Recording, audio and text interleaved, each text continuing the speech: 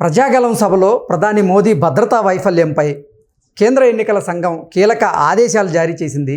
దీనిపై విచారణ చేసి సమగ్ర నివేదికను అందజేయాలంటూ కూడా కేంద్ర ఎన్నికల సంఘం నివేదిక జారీ చేసిన నేపథ్యంలో ఈ అంశానికి సంబంధించి మనతో మాట్లాడేందుకు ప్రముఖ సీనియర్ జర్నలిస్ట్ దుర్గాకుమార్ గారు మనతో ఉన్నారు. సార్తో మాట్లాడదాం. సార్ నమస్తే. సార్ నమస్కారం కృష్ణ గారు, మన వీక్షకులు కూడా నమస్కారం. సార్, చిలకలూరుపేటలో జరిగిన ప్రజాగలం సభలో ప్రధాని మోదీ భద్రతా వైఫల్యం మీద కేంద్ర ఎన్నికల సంఘం కీలక ఆదేశాలు జారీ చేసింది.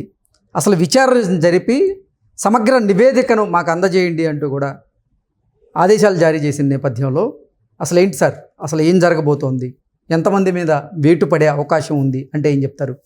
అసలు కృష్ణ గారు, కేంద్ర ఎన్నికల సంఘం నోటిఫికేషన్ ఇచ్చిన తర్వాత మొట్టమొదటిసారిగా ఎన్నికల ప్రచార సభలో పాల్గొంది మోడీ గారు చిలకలూరుపేటలో. అంటే ఈ ఎన్నికలు అయ్యేలాగా ఆయన సుడిగాలి పర్యటనలో స్పెషల్ ఫ్లైట్లో కానీ హెలికాప్టర్స్లో కానీ ఆయన విపరీతంగా 30 రాష్ట్రాల్లో తిరగాల్సి వస్తుంది. 550 లోక్సభ నియోజకవర్గాలు ఉన్నట్టున్నాయి. అన్ని నియోజకవర్గాల్లోనూ అన్ని రాష్ట్రాల్లోనూ దాదాపుగా తిరగాల్సిన పరిస్థితి. ఎంత ఎక్టిక్గా ఉంటుంది, ప్రతిసాట ఎంత ఆయనకు భద్రతాపరమైన జాగ్రత్తలు తీసుకోవాల్సిన అవసరం ఉంది. ఈ ఎన్నికల సమయంలో మొట్టమొదటి సభలోనే ఇంత ఘోరంగా విఫలమైతే అది ప్రధానమంత్రి గారి దృష్టికి కూడా వెళ్ళిపోయింది. పోలీస్ కానిస్టేబుల్ చేయాల్సిన పని ప్రధానమంత్రి గారు చేయాల్సి వచ్చింది ఆ సభలో. అంటే ఎంత ఘోరమైన వైఫల్యం జరిగిందంటానికి అంతకన్నా ఉదాహరణ లేదు. ఒక ప్రధానమంత్రి గారు వేదిక మీద నుంచుని కింద ఎక్కడో ఒక లైట్ల టవర్ దగ్గర కానిస్టేబుల్ చేయాల్సిన పని చేశాడంటేనే అసలు ఎంత భద్రత పట్ల అంటే నిర్లక్ష్యం వహించడమే కాదు, ఇది ఒక కుట్ర కూడా జరిగిందా అన్న అనుమానం ఢిల్లీలో వ్యక్తం అవుతుంది, హోంశాఖ వర్గాల్లో కానీ ప్రధాన భద్రతా కార్యాలయాల్లో కానీ.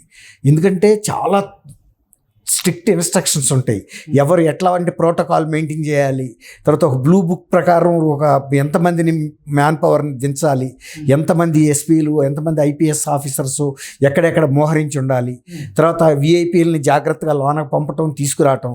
అది కాకుండా ఈ వివిఐపీలు ఎవరైతే ఉన్నారో వాళ్ళని సేఫ్గా హెలిప్యాడ్ల నుంచి వేదిక దగ్గరికి తీసుకురావటం, అంతే సేఫ్గా హెలికాప్టర్లని డిస్పాచ్ చేయగలగటం అన్నీ కూడా ఉండాలి. 6 హెలిప్యాడ్లు కట్టారు అక్కడ.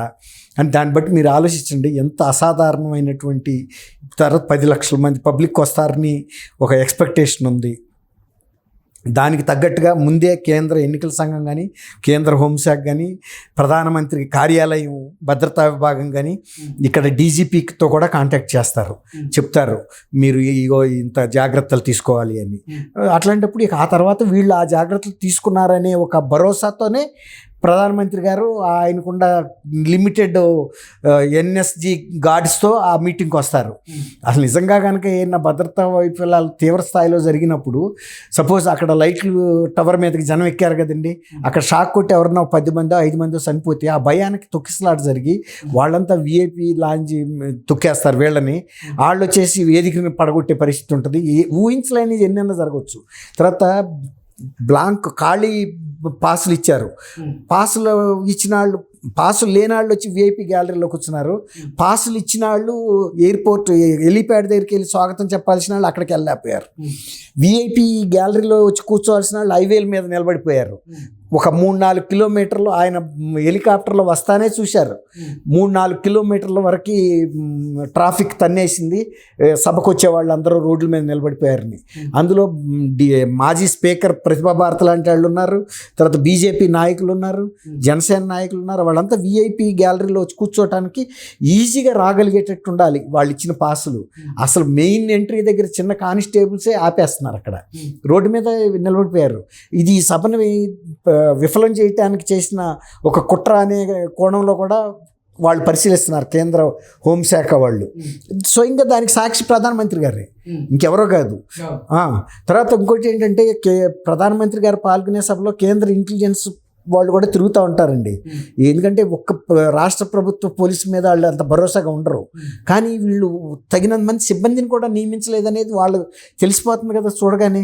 తర్వాత ఆయన పిలుస్తుంటే కూడా పోలీసులు ఎవరు వెళ్ళి వాళ్ళని దింపలేకపోయారు, దించలేదు. అక్కడ ఎవరు ఉంటేగా వెళ్ళటానికి వాళ్ళే ప్రధానమంత్రి గారి మీద గౌరవంతో దిగేశారు. ఈ విధంగా చాలా వైఫల్యాలు జరిగినాయండి.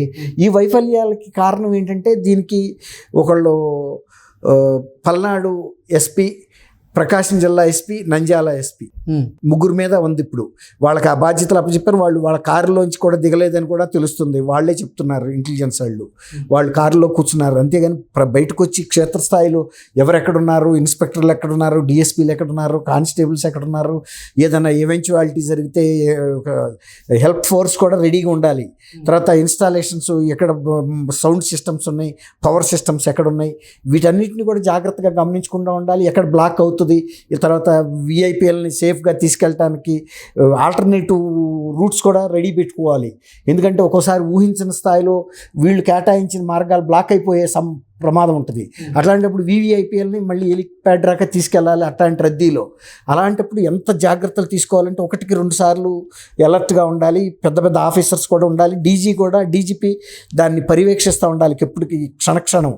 రాష్ట్రం నుంచి మళ్ళీ ప్రధానమంత్రి ఇంకొక రాష్ట్రంలోకి దిగే వరకు, ఇక్కడ నుంచి వెళ్ళే వరకు డీజీపీలు కానీ లేకపోతే జిల్లా స్థాయిలో ఎస్పీల గుండి లబ్డబ్ కొట్టుకుంటుందండి. ఎందుకంటే ఏదైనా జరిగిందంటే వాళ్లే బాధ్యులు. ఇప్పుడు కేంద్ర ఎన్నికల సంఘం రాష్ట్ర ఎన్నికల సంఘానికి తాకీదు ఇచ్చేటప్పటికి ముగ్గురిని పిలిపించారు. అసలు సామాన్యంగా ఎస్పీఎల్ని రాష్ట్ర ఎన్నికల సంఘం పిలిపించి సంజయ్ అడగదు, అది డీజీపీ అడగాలి. ఎవరు సార్ ఆ ముగ్గురు? అదే చెప్పే కదండి, ఎస్పీలో ప్రకాశం జిల్లా SP, Palnadu SP, Nandyal SP అని నాకు తెలుస్తుంది. ముగ్గురు, ఆ పేర్లు నాకు తెలీదు. ఆ ఎస్పీలు ముగ్గురు ఇవాళ 4 గంటలకు హాజరయ్యారు. వాళ్ళు ఇచ్చే వివరణ బట్టి వాళ్ళ మీద చర్య తీసుకుంటారు.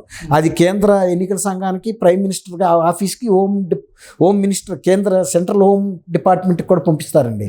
వాళ్ళు ఇచ్చిన సమాధానం కనుక కరెక్ట్గా ఉంటే కొంతవరకు ఏదైనా ఉంటుంది. లేదు అసలు వాళ్ళు ఇచ్చిన సమాధానం సంతృప్తికరంగా లేకపోతే వాళ్ళ మీద చర్య తీసుకుంటారు. ముగ్గురు ఎస్పీలు ఫెయిల్ అయ్యారంటే డీజీ కూడా ఫెయిల్ అయినట్టే కదా.